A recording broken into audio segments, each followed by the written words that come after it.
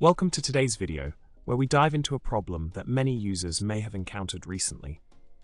You see, while browsing in Chrome, you might have come across an error involving gtag.js.id equals.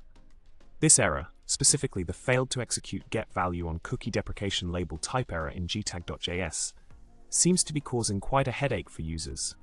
But fear not, we're here to shed some light on this issue. Now, let's get into the solution for this problem. It appears that this error is related to third-party cookie restrictions, as explained in Google's Privacy Sandbox documentation.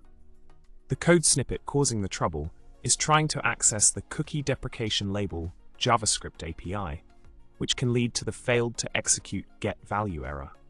Google Tag Manager relies on this API to determine if the third-party cookie restrictions are enabled, hence the resulting error. The folks at Google are already aware of this issue, so rest assured they're working on a fix.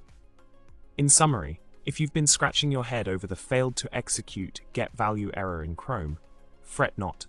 It's likely due to third-party cookie restrictions and Google Tag Manager's use of the cookie deprecation label JavaScript API.